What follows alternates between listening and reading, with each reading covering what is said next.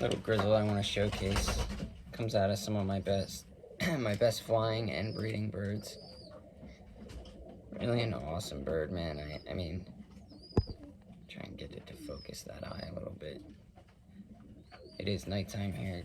Get home a little bit later than a lot of people. Well, daylight savings is brutal, but so I really just want to show this bird, and I'll show his sister just because she's right next to me in a pairing cage. I did pair her with one of my sions pretty early to see what I could get, because she's a red grizzle, but really have just flown very well this line of birds for me, and they produced really well.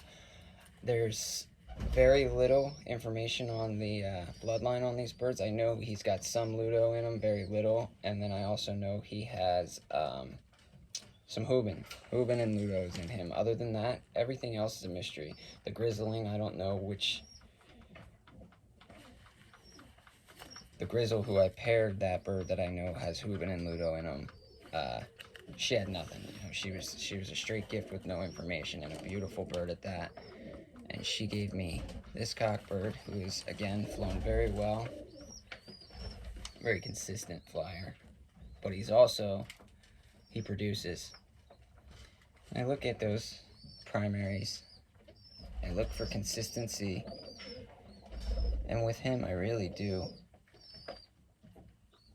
You know, I see it every time I pick him up. He feels like a freaking, like he's ready to race a 500-mile race. I mean, honest to God, the bird is ready every time I pick him up. He might not be fully vibrating right now. I mean, it's gotten pretty damn cold here, so I'd have to say if he's vibrating, it might be just because he's cold. But just a really beautiful grizzle. And here, I'll show you his sister.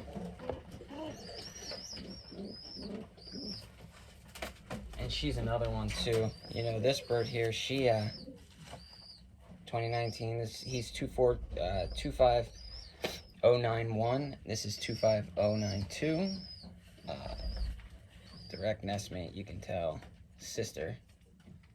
And she's another one. She's just flown really well for me. I actually, believe it or not, I kind of like her wing a little bit more. I don't like so wide wings on birds, at least not on my breeders. On my racers, that tends to not be much of an issue for me. But another one, you can really see her back, just real nice strong back on her. Both of these birds do the same thing. They'll shoot their legs when I do this. They'll shoot them straight out and hold them straight back. See later. See how she'll hold them. A lot of my other birds, then, if they don't have something to hang on to, she's just a gorgeous bird. So a little bit of Hubin, a little bit of Ludo, and a lot of it, mostly. There's blood in there that I have no idea what it is. Her eye is very similar to his. I always refer to those as like a Saturn eye. Some people would call that a pearl eye. I don't really refer to that as a pearl eye. A pearl eye is really, I mean, I own tipplers. I show you what a pearl eye looks like. And there's some false pearl-eyed stuff that I see that people will refer to. She just dropped an egg. And that's just because I wanted to breed her a little early to one of my sion cockbirds that I was gifted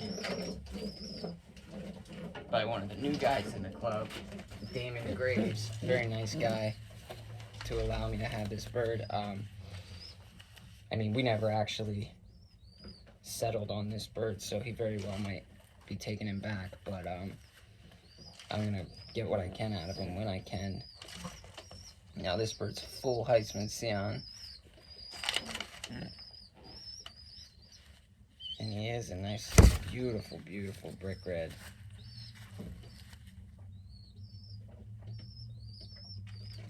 He's got that real classic look, sion face.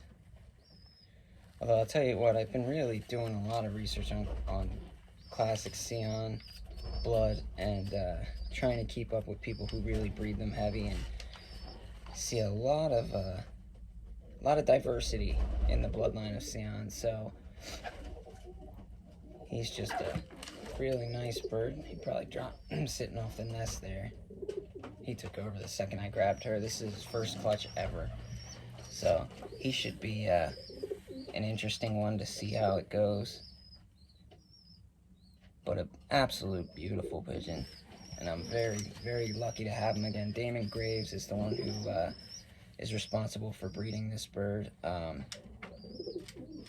And gifted it to me at the auction.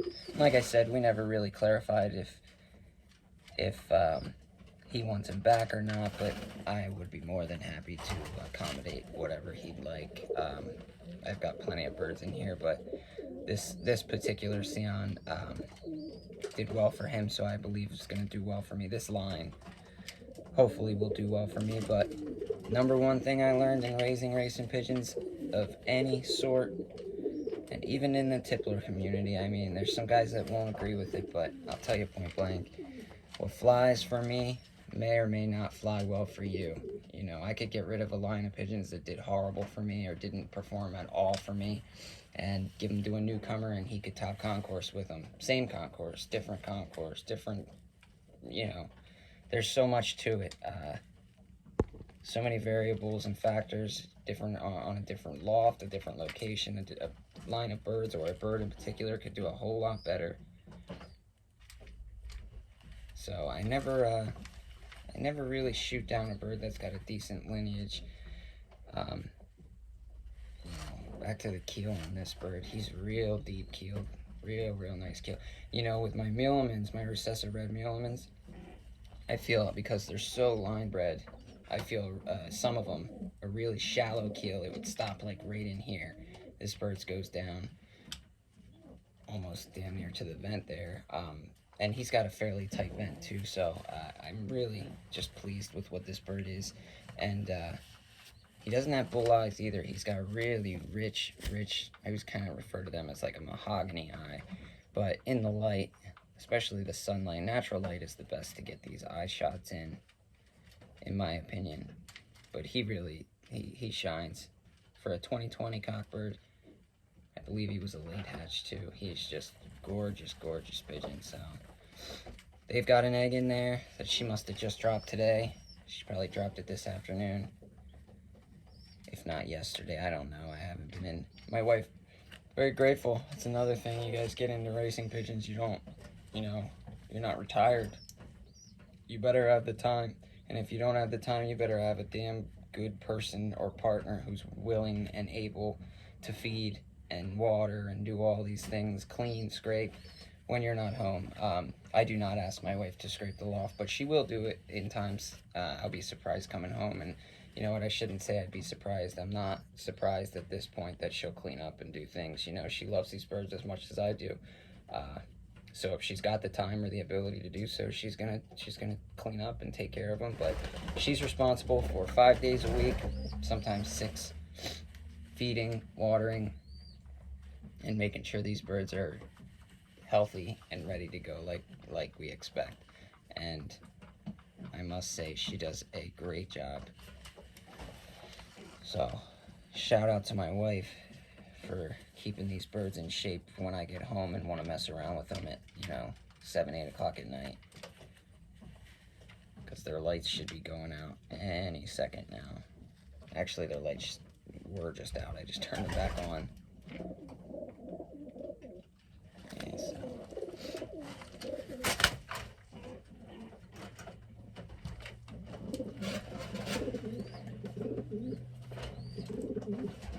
Now just show him.